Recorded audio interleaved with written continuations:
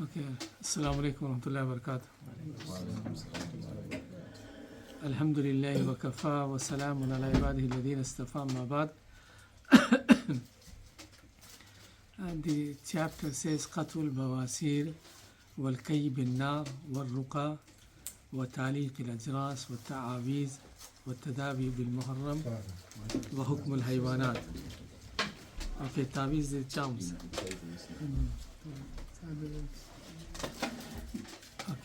Okay, so in today's chapter, number of things have been discussed. He says Qatul Bawasir, meaning removing the hemorrhoids. What is the ruling? Wal Kay bin Nar, treating with fire. What it means treating with fire? Previously, people used to brand a wound or something using cauterization. Yes, I mean using cloth or something, making like a small rope and dipping into oil, and yes, and mean setting fire on one corner and then so it is mix of fire and oil together, branding. And it used to help. There's a hadith in which Prophet ﷺ said the shafa is in three things. He mentioned one of this cauterization. War ruqa, and the ruling of ruqya. Ruqya is clear. How do you translate ruqya? Spiritual healing, self-healing, I don't know. No, the ruqya, there's words. Carnation. Incantation. What do you say? Carnation. Incantation. Incantation. Incantation. Okay, وَتَعْلِيقُ الْأَجْرَاسِ وَالتَّعَوِيذ, and what the ruling hanging the, what we say, ajras, bell on the animals or so. It's a magic spell. Maybe not that. وَالتَّعَوِيذ, and the ruling of the ta'wiz. Ta'wiz is the plural of ta'wiz, charms. What is the ruling of the ta'wiz charms? وَالتَّدَاوِي بِالْمُحَرَّمِ, and ruling, treating with something haram. وَحُكْمُ الْحَيْوَانَات, and some rulings related with the animals. So a number of things have been discussed. We won't be able to complete the whole chapter, but let's take at least a few lines of the poetry. And this is our first lesson after a big gap. So today the lesson, let's keep it shorter and get used to. And we need to advertise as well. Hassan and many other students are not here. Lamrana, Hamza, Naib. Let's hope that they will join, inshallah. Okay. Yeah, Imam, which page are we on? Is it 48? 49. 49 now. Okay. Yes, 49. Starting. Qatul Bawasir wal Kay bin Nar. Okay, so let's start. وَيُكْرَهُ إِن لَمْ يَسْرِ قَطْعُ بَوَاسِرِ. Come on.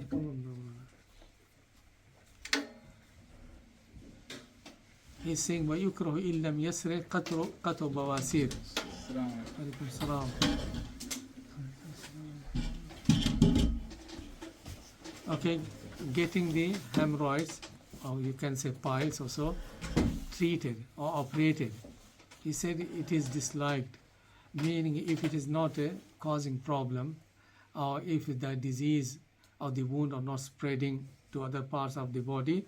So because they are in a private part of human being, so he says it is not good to be treated or operated unless there is a fear that the disease is passing to the other part of the body or causing extreme problem. The reason why he's saying it disliked the treatment or surgery or so, because obviously you have to expose your aura to the doctor, and obviously these piles, and everyone is aware that the area that they appear is the aura, male or female. So unless there's a pressing need or so, don't get treated. Meaning treatment, you can use what we say medicines, or you can use some ointment. You yourself be using. There's nothing wrong in that. What he's saying, getting treated by other people and getting operated. Don't get it operated by other people unless the issue is serious, or unless you think that the disease is getting worse and passing to other parts of body and causing real problem. If it is minor and manageable by using creams or pills or something, yes, use them. And why he said it is disliked? Because obviously if these type of diseases are being operated you have to expose your aura to the doctor and tabib. So it should be done in extreme situation. Okay, wabattul adha, and wabattul adha hillun. Okay, adha is yes. What did you say? Abscess. Okay, the wounds or abscess, if they are on private parts or so, so again, if it can be treated by medicine and creams, that's fine. And if there is a need for surgery, yes, get the surgery done. For example, battul adha means yes, opening and getting the pus and the other things taken out by a doctor. So any these type of things happening to a private part, if they are serious, yes, go and get treated, and exposing aura will be allowed. But if it is a minor and can be managed by using pills or cream or so, yes, then there is no need to expose your aura or get operated by doctor or so. Okay, then he's saying كَقَطْعِ هِلٌّ كَقَطْعِ مُجَوِّدِ لِآكِلَةٍ تَسْرِي بِأُذْوٍ إِبْنِهِ إِن تَخَافَنَّ عُقْبَاهُ وَلَا تَرَدَّدِ. Okay, what about removing part of the body?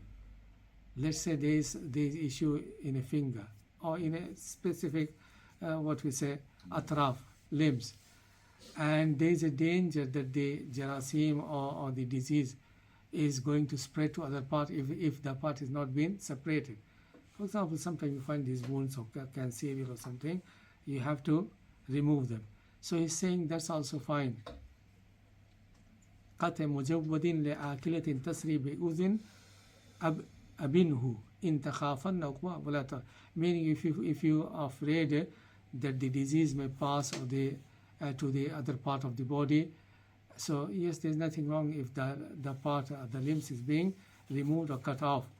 And you remember the story of Urwa ibn Zubair, the famous tabi?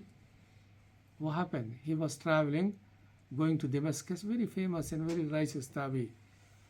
So he got some disease, and the tabib said that, look, if it's not being cut from the shin or so, one of his leg, then the pus or infection will pass to the other body, and yes, it is life-threatening.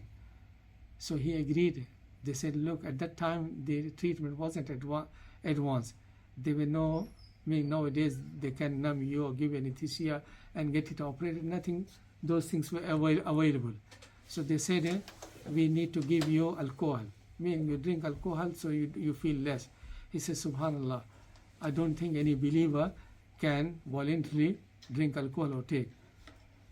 Then he advised, he said, look, when I'm in a sajda in prayer, at that time operate or cut.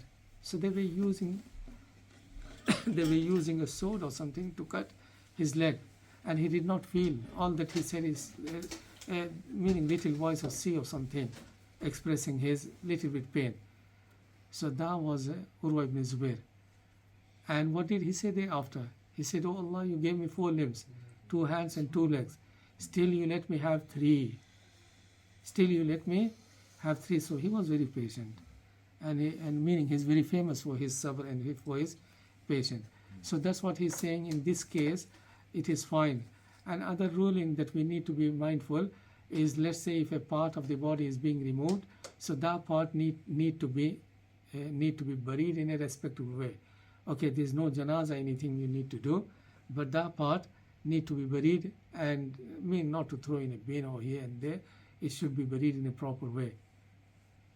However, let's say if a person dies in an accident, or Nozbillah, let's say bomb blast and this and that, and his organs are spread, then obviously, yes, whatever you find, you have to offer janazah. So there is different, because here the person is still alive and part of the body is removed. So there is no janazah prayer need to be done. But in that case, janazah prayer need to be done. Even let's say you manage to find only head, only arm or something, not the whole body. Okay, وَقَبْلَ الْأَذَى لَعْبَادَهُ الْكَيِّ فَكْرَهًا وَأَنْهُ عَلَى الْإِطْلَاقِ غَيْرَ مُقَيِّدِ. Now he's talking about the ruling of kay, how do you say, cauterization, meaning treatment through fire or so. Previously, that's how the wounds used to be treated. There were no other medicine available. So the ruling it says وَقَبْلَ الْأَذَى لَا بَعْدَهُ الْكَيُّ فَقْرَهًا, meaning قبل الأذى, if it can be treated, wound can be treated by other means, then get it treated by other means. Okay? But if there is no other means available except for the kai, then yes, then the kai is fine. Meaning if it is the only option, then you can use. If other options are available, then this is disliked. So is the ruling of kai clear? If the other option of treatment is available, then using kai is makruh, not haram, disliked. But let's say this is the only thing that we have got. Okay, for example, you're in a village and there's no doctor, no medicine available, and someone has got a cut and the blood is, what we say, is coming out of the body, and this is the only option you have got, then fine, no karaha. And as I mentioned, there is a hadith in which Prophet ﷺ said, there is shafa in three things. One of them is Honey cupping and this. yes, honey, and how do you say cupping? Hajama. Okay, and the third thing is the kai. By one in that hadith, Prophet said, but I forbid. Yeah, that's why we said if there are other options available, don't go for kai. Okay, then it will be makruh. And if there's no option accepted, then use it. It will be fine, no makruh. That's the ruling.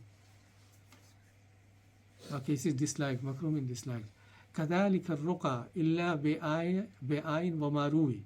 And ruqya is also this meaning haram, except with the ayat of the Quran, وماروي, or the hadith of Prophet ﷺ. Meaning if someone is doing ruqya, then it has to be through Quran, or it has to be through the prophetic du'as, supplications. What about ruqya being done using other language? What about ruqya being done using other language? I think it is fine if the meaning is clear and there is no shirk involved.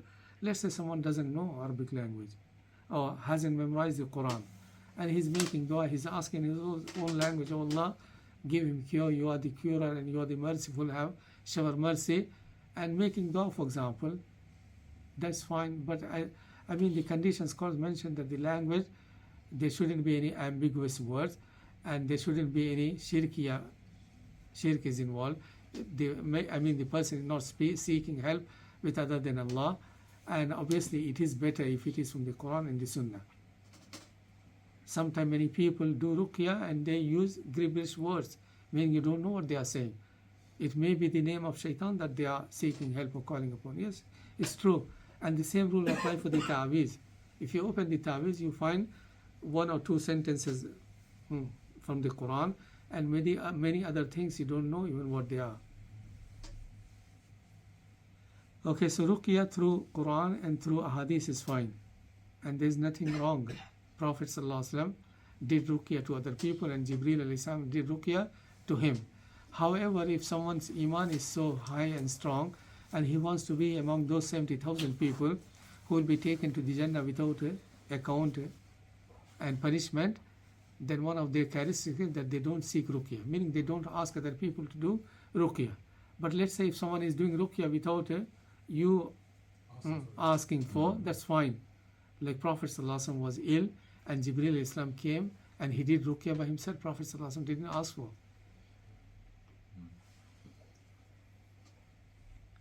Okay, فَتَعْلِيقُ ذَا هِلٍّ كَكَتْبٍ لِوُلَّدِ.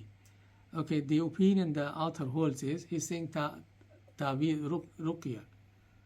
Ruqya, if it is written in a piece of paper, he's saying the hanging, using the tawiz is fine.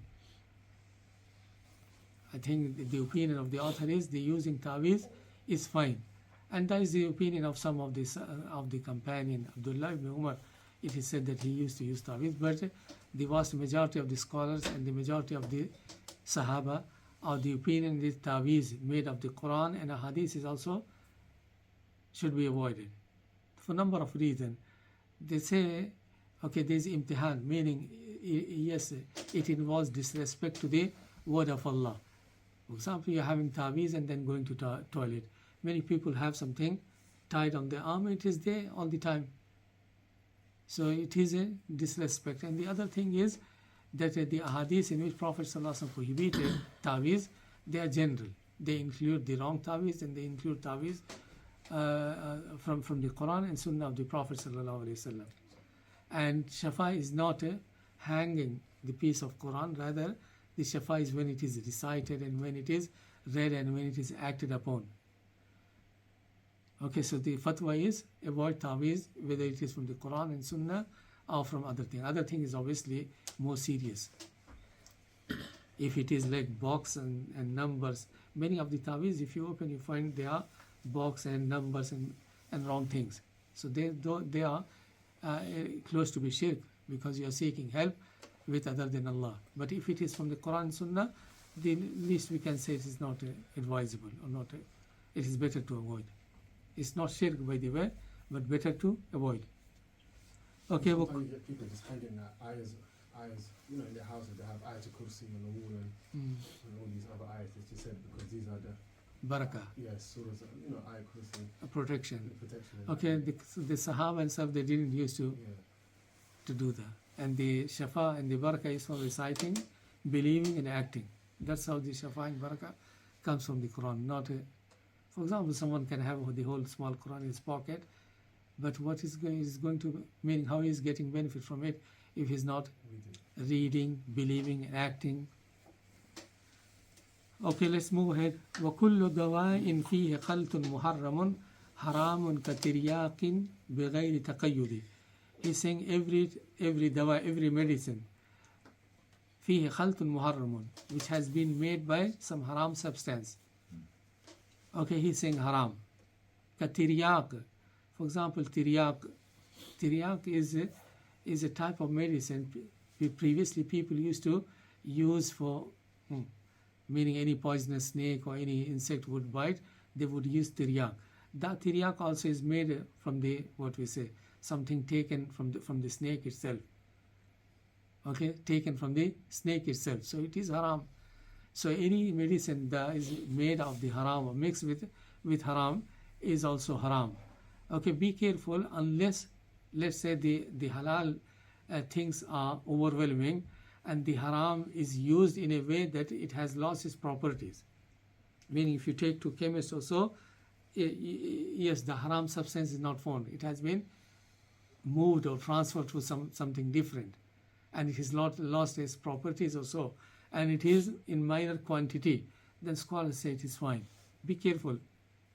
Okay, it's not a straight away to say any medicine in which haram thing is. For example, alcohol nowadays, in many medicine it is mixed. So, okay, avoiding altogether is fine, is better. But let's say if the quantity is very little and it has lost its reality, its essence. If you take to the chemist or someone who can analyze they don't find anything, then it may be okay. Like the gelatin, the same rule applies for the gelatin. If it is used in something that has been made and burnt, and it has lost its properties. yes. But be careful, if gelatin is used in cakes or so, then that is different. Then the ruling is different, because scholars say that in this type of thing they don't lose their properties as much as they lose in something dry.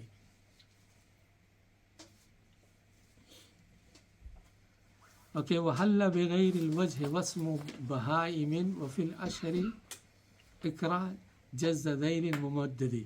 Now he's talking about some rulings related with the animals. So he's saying, وَحَلَّ بِغَيْرِ الْوَجْهِ وَاسْمُ بَهَائِمٍ. Okay, what wasm means? Again, burning part of the skin of the animal and making a mark. Branding. Okay, branding in a way that it will distinguish. Every farmer used to have a specific way of branding, and the branding will give a clue. For example, by looking, someone would say, okay, this cow belongs to that person because of this specific logo or something, branding in a specific way. So what is the ruling? If there is a need, it can be done to the animal, but not on their face. Okay, hitting the face of human being or hitting the face of an animal is prohibited.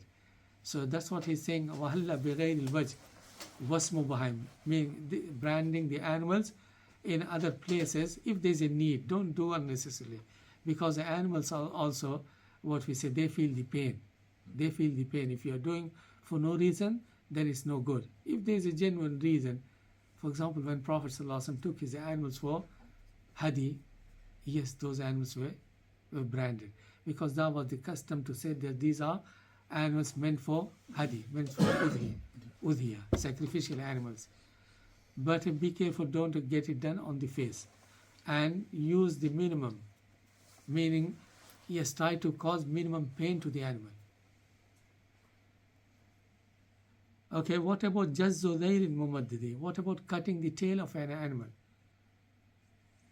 Okay, if you're cutting only the hairs or so, let's say horse, little bit of the hairs and putting them in a order or so, that's fine.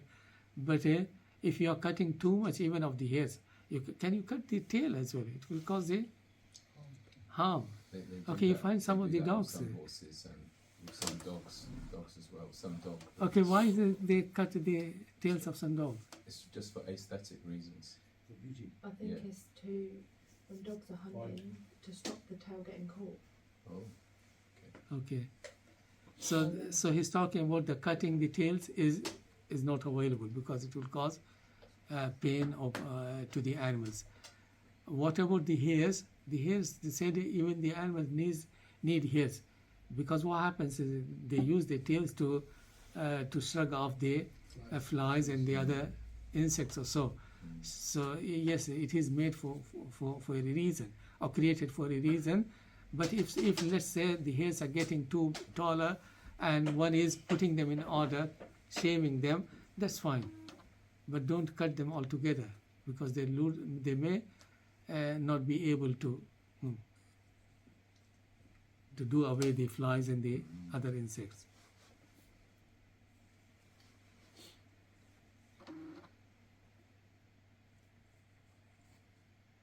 Okay.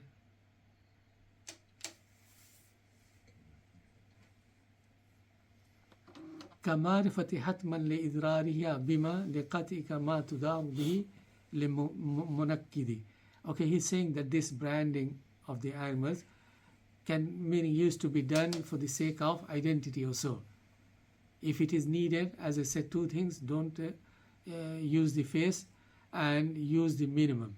I mean, it doesn't has to be too, what we say, yes, too big or penetrating into the skin a lot. Okay, وقطع قرون والأذان وشقها بلا ضرر تغيير خلق معود. وقطع قرون, and cutting the horns. How do you say? Horns. Okay, cutting them or breaking them or cutting the ears of the animal. وشقها بلا ضرر تغيير خلق, without any reason, it is also prohibited, and it is like changing the creation of Allah subhanahu wa ta'ala for no reason.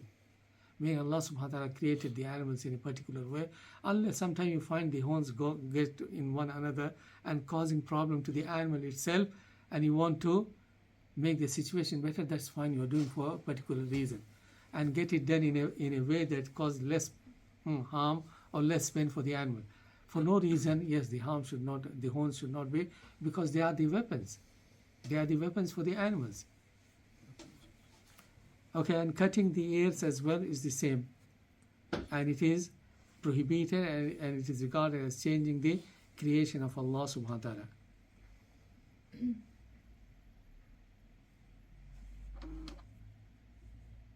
Okay, I'm leaving one or two, we'll come back to those.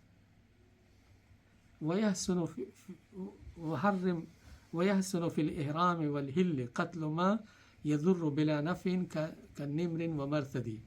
And he's saying ويحسن في الإهرام والهل. There are some animals that can be killed in the hill and the area of the haram. Okay, when he said ihram wal hill, it applies to it has two meanings. One is the hill area. The hill area means the outskirts of the Kaaba is the haram, Mean not only the haram, it is 5-6 kilometers this direction, that direction, all the area is recorded haram. So he's saying in the haram and outside the haram, some animals can be killed. That is one meaning. The other meaning is a person who is in a normal state or a person who is in a ihram state, both are allowed to kill some animals.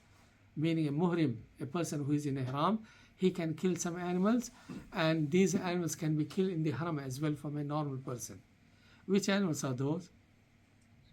Qatlu ma yadurru, those animals that cause problem, that can cause harm, and there is no benefit in them. So those animals can be killed even they are found in the haram, or they can be killed by a person who is in ihram. In a state of ihram, you are not allowed to kill normal animals, birds and those animals. But these harmful animals can be killed in the haram and can be killed by a person who is in state of ihram. Any example of these animals? Okay, rat, snake, scorpion, okay, and wazgh, lizard, and a dog, the al-kalb al-aqur, means a dog that can bite anyone. Stray dog. Okay.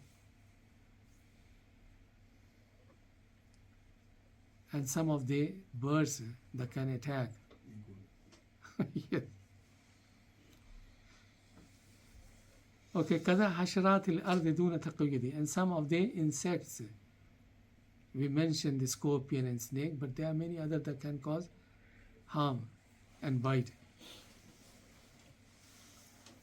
Okay, كبق وبرغوث وفار وأقرب. These are the examples. ودبر وحيات وشبه المعدد. Meaning these are the few examples he has given.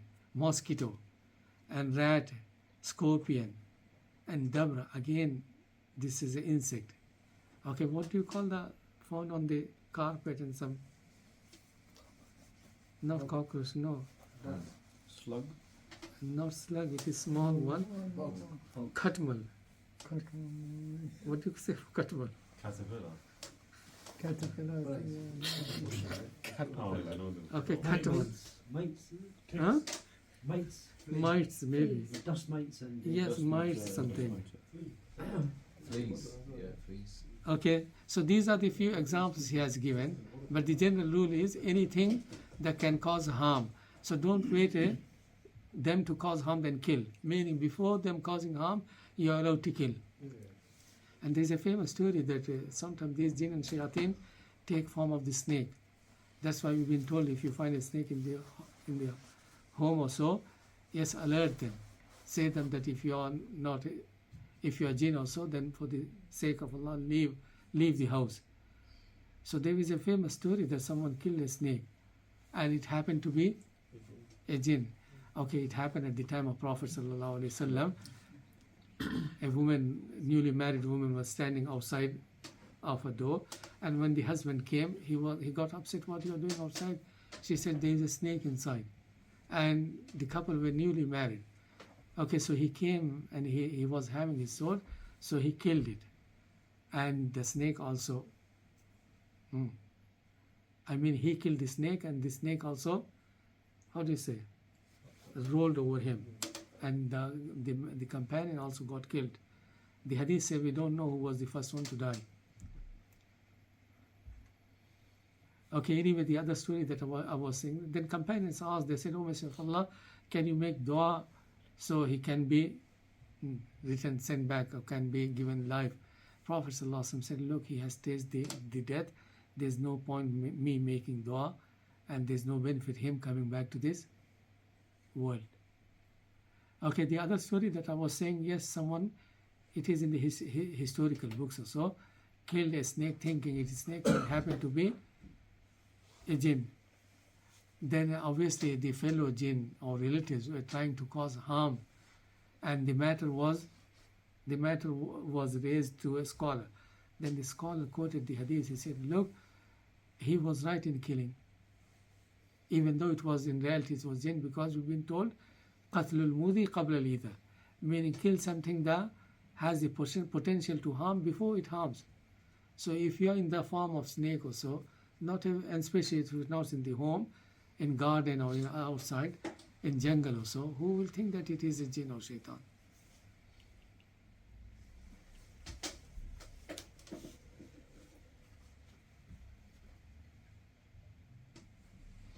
Okay, وَيُكْرَهُ قَتْلُ النَّمْلِ إِلَّا مَعَ الْأَذَى.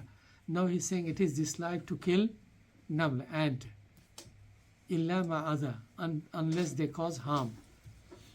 Okay, we find the, what we say in the authentic hadith, that Sulaiman Islam was traveling or camping and he was bitten by an ant. Okay, meaning staying beneath a tree or so, then he ordered the whole house to be burned. And then Allah subhanahu wa ta'ala reprimanded him, said if you have to take the revenge, it should be to the ant that bited you. You destroy the nation who glorify Allah. Everything other than human, some of human being, jinn being, everything worship Allah and glorify Allah. So that's what he's saying. وَيُكْرَهُ قَتْلُ النَّمْلِ إِلَّا مَا الْأَذَى. Don't kill the ants until they cause harm to you. And if they are causing harm, those ones, not the other ants. If there are a lot of ants in your house inside, can you put that, what do you call, the ant Ant killer? Can you put that? I mean, if you think that they can cause harm to you, I have it. Take action. okay, the red one may be harmful. The normal one, the blackish one, they don't cause harm. And if back it in comes India, a lot, then the flying ones will come in if you don't get rid of them. I have got it in my hand. I mean, the criteria is this: causing harm and disturbance or unease or some problem. Then yes. Otherwise, don't do so. But it's not like you have to go and kill the whole ant nest that's outside. You can just put the ant killer where they're coming in, isn't it? And then they don't come in anymore. Yeah. Okay, the story I mentioned, Sulaiman alayhi salam. Yes, there was an ant nest beneath, and he ordered the whole to be burned. It was, I mean, okay, let's carry on. I'll take few more lines and then stop. وَيُكْرَهُ قَتْلُ النَّمْلِ إِلَّا مَا الْأَذَى بِهِ وَكْرَهًا بِالنَّارِ إِحْرَاقُ مُفْسِدٍ. And even if you have to destroy them, don't burn them. No creature should be punished or should be burned. Don't use the fire. I mean, it is Allah subhanahu wa ta'ala who has the right to punish his disobedient slave or disbelieving slave through the fire, but no one else should do so. Okay, وَيَحْرُمُ إِلْقَاءُ الْحُوتِ فِي النَّارِ لَمْ يَمُتْ. And throwing fish into the fire or into the boiling oil that hasn't died is haram. Why? Yes, because if it's still alive and you are frying them or yes, the oil is being boiled, and if you are throwing them, it is haram. You are burning them. Okay, after they have died, that's fine. I have seen the Japanese people, knows billah.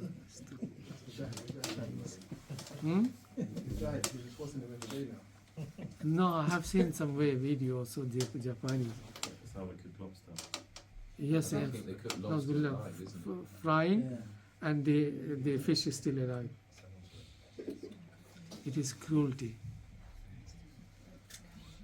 Okay, so that's what he's saying. يَحْرُمُ إِلْقَاءُ الْحُوتِ فِي النَّارِ لَمْ يَمُتْ وَكُلْهُ بِمَا يَهْوِي وَإِنْ لَمْ يُقَدَّدِ.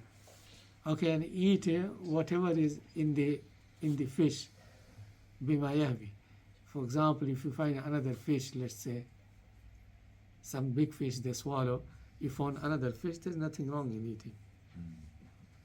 وَكُلْهُ بِمَا يَهْوِي وَإِنْ لَمْ يُقَدَّدِ. And sometimes, what is the ruling? If you slaughter an animal and you find the animal is pregnant or small baby, pardon? I said that the animal that's inside, you can't eat it, can you? You can if someone wants to, they can. It's not haram. As long as you slaughter the mother, the baby is slaughtered. Unless you find the baby is alive or more, meaning when you slaughter and open the stomach and you find it is alive, then the ruling is different. If it is not, then you don't have to slaughter separately. There's a hadith which say the slaughtering of the mother is applicable to mother and to the fetus, unless you find it moving and alive. Okay, if someone doesn't want to eat, it's fine.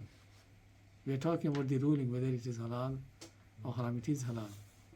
But you don't have to eat everything that is halal.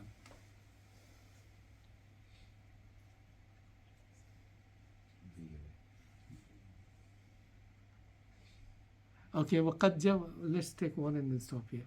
وقد جوز الأصحاب تشميس قزهم وتدخين دبور وشيا بموقد. Okay, وقد جوز الأصحاب. Ashab means he's Hanbali scholar. He says that the scholars of Hanabila, Hanbali scholars, they have allowed throwing qaz. Qaz is a specific type of insect from which the silk is. What do you say? Silkworm. Okay, so he's saying throwing those silkworm into the sun with the intention that they should die, and then you will be able to extract the silk material from it. He's saying it's fine, even though it is punishment for them and it may take a while for them to die, but because it is not done for fun, for the sake of fun, rather for the benefit to take benefit from the silk, that's fine. وَتَدْخِينُ دَبُّورٍ وَشَيْءٍ بِمُوقَدِ, and trying to do away the bees or something using smoke, that's also is okay, even though it is part of the fire also, but you are trying to remove them in order to take the honey away. Okay, we'll stop here. Any questions regarding the few things that we have taken? Is it permissible to eat grasshoppers because they become locusts? Because they can be locusts and different. First, they are what? Grass? Is it permissible to eat grasshoppers because they are the become, locusts? in certain circumstances they become locusts? No, grasshopper,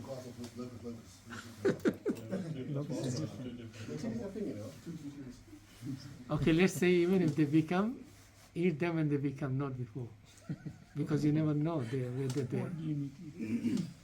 Yeah, that's it. Has anybody Maybe I'm wrong. I'm probably wrong. has anybody eaten the locusts? Yes, I have. I've had locusts Where? Here in also. Zimbabwe. I heard that they are very tasty. It's nice. It tastes like prawn. I heard that they are more tastier than prawn also. Yeah, they're nice, really nice, like prawn. I was going to say. I'll stick to prawns. I mean, it's Exactly. Okay, we'll stop here. Subhanakallah wa bihamdika ashhadu an la ilaha illa anta astaghfiruka wa atubu ilayk. Yes? Any questions? Kai, can you explain? What is kai? Kai is treating through fire. How do you treat? As I've said, people take a piece of cloth and make it like a rope and dip in water. In oil. And they burn. So it is like burning. Okay, burning rope. And through that they hit the area that is kind of wounded. It helps. So it will stop bleeding. It will stop bleeding and it provides healing. So this is Shafa, as Prophet ﷺ said. But because it is involved the fire, so it is disliked. You use it, meaning for no reason you use it is disliked, it's not haram. But if you use it as a last resort that you have, then it is fine, absolutely fine. Isn't it when they heat metal as well to stop the wound? So they heat metal up. I think anything that is involved, the branding of course, whether it is metal or whether it is the cloth or rope or so, all is included in the kai. But there are other practices with that. When they burn in the oil, and they not for this purposes. They use like a charm where they'll rotate or around your. It happens in India, right? When they took what do you call it? Nazar.